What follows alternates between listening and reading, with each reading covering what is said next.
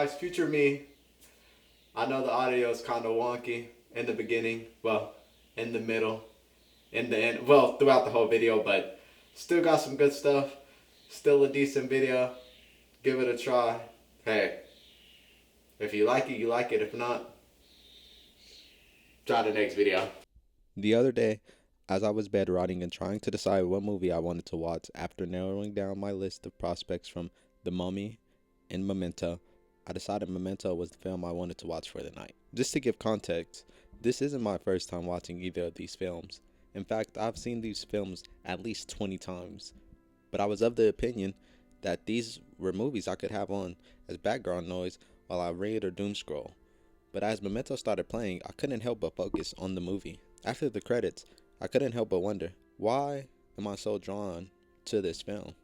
And it got me thinking about all of Nolan's films and how they draw me into his worlds where I just couldn't look away from the screen. In this video, I want to go over why Nolan has this effect on people and why he is such a beloved director. First, let's go over the origin of our director. Nolan was born in London in 1970. From an early age, he became fascinated with science fiction. Films like 2001: A Space Odyssey and Star Wars impacted his career. By age 7, Nolan was making short films with his father's Super 8 camera. This showed that early director mindset that he still has today. After studying English literature at the University of London, Nolan began making independent films with limited budgets. This period would shape his career because Nolan learned something early. Limitations force creativity, and nowhere is that clearer than in his first feature film. Nolan released his first feature film. Following is a noir thriller made with a budget of roughly $6,000, shot on weekends to save money and time, using friends as actors, natural lighting, minimal equipment, etc., etc. But despite the budget, the core elements of Nolan's filmmaking was there. Non-linear storytelling, obsession, morally gray protagonists, and more. Nolan used these elements in order to enhance his stories. You see, Nolan has this ability to understand what his audience wants. And it just so happens that what his audience wants is something only he could make. Nolan's earlier experiments with all his works is the foundation to all his later films, especially his magnum opus, Memento. In 2000, Nolan released the first film that would launch his career, Memento. The story is simple. A man with short-term memory loss searches for his wife's killer, but the storytelling structure is unique. The film unfolds backwards. Every new scene occurs before the previous one, which means the audience experiences the same confusion as the protagonist. This lets us feel as if we are personally there, trying to solve the case with our protagonist. Memento is the movie in which you could say truly created Nolan. Every film after this is stylized from this film. And The Prestige deals with timelines. In Inception, perception. In Dunkirk, multiple timelines. In Tenet, well, that's just Tenet. For Nolan, storytelling isn't forward. Instead, he manipulates his scripts to confuse us. There's no clearer case than those with his characters. The thing about Nolan's characters are that they're always haunted men. Men driven by ambition, by obsession, unable to let go, are trapped between guilt and purpose. Think about Leonard in Memento. He's trapped between the obsession of finding his wife's killer and the purpose for revenge. Or Bruce Wayne in The Dark Knight, whose purpose is to make Gotham a safe place by breaking the bones of every villain. Cobb in Inception, Cooper in Interstellar. These characters sacrifice relationships, morality, and peace in pursuit of an idea. Nolan rarely presents this obsession as heroic. Instead, it's destructive. The Prestige may be the clearest example of this. A film where two magicians destroy their lives trying to outperform one another. The magic trick becomes a metaphor for filmmaking itself. Nolan's characters often fall to these desires, failing to make a positive change, leaving them haunted.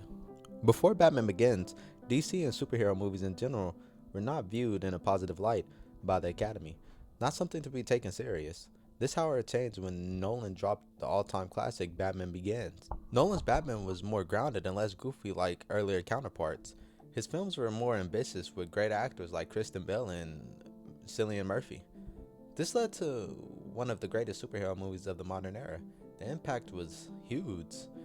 Posters, blockbusters, the media went crazy about it. Suddenly, studios wanted darker, more grounded blockbusters. Prestige filmmaking merged with franchise cinema, and Nolan proved something incredibly important. Audiences would absolutely show up for superhero blockbusters, and these sort of films had something to give. Christopher Nolan is obsessed with practical filmmaking. Whenever possible, he prefers real locations, real stunts, real explosions. Why? Because Nolan believes art should not be faked. This commitment extends to his love of IMAX. While much of Hollywood transitions fully into digital filmmaking, Nolan became one of cinema's loudest defenders of large format film. His movies feel huge because they are huge.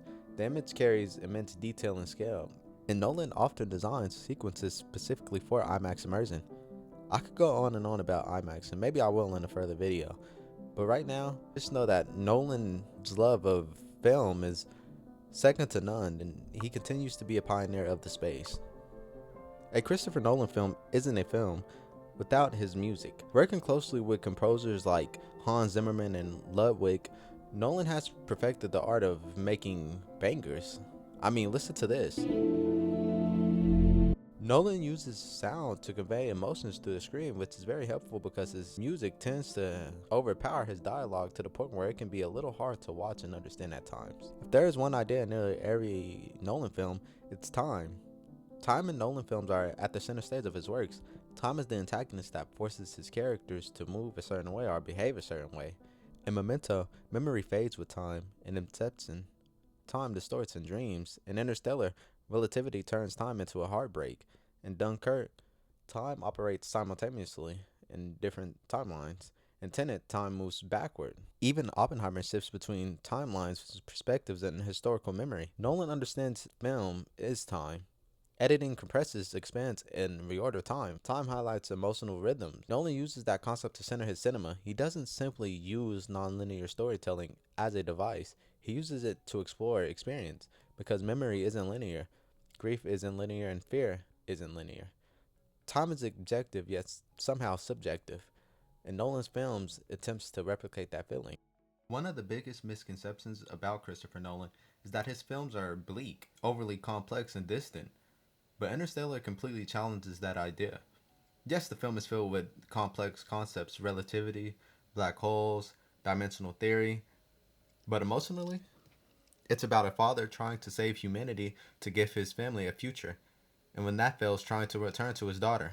That's why the docking sequence works.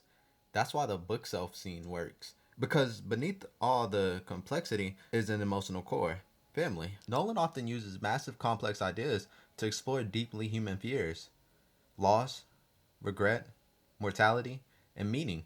The complex scale only amplifies those emotions. It's one of the clearest examples of Nolan balancing spectacles with intimacy. Let's talk about Tenet, perhaps Nolan's most divisive film.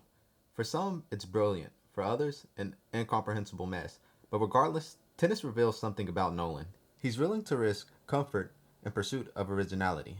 At a time when many blockbusters prioritize simplicity, Nolan delivered a giant film built around temporal physics. And whether or not the execution fully works, that's ambitious. Because Nolan continuously pushes boundaries, his audience is willing to engage with his films. That trust between filmmaker and audience allows Nolan to experiment with his vision, and now whether that's good or bad, you'd have to decide. With Oppenheimer, Nolan achieved something astonishing. He directed a 3-hour historical drama about physics and politics. He turned that into a blockbuster event along with Barbie to coin the term Barbenheimer. This film is one of Nolan's best. He uses all his techniques in order to create a film that was so well made that it won an Oscar. What makes Nolan especially unique is that as he was making Oppenheimer, he framed intelligence not as power, but as a burden. Knowledge creates consequences, and those consequences have lasting effects. Oppenheimer was one of the greatest movies of that year, and the film, I believe Nolan fully cemented himself as one of the greats. This film will be remembered for its innovative storytelling and cinematography.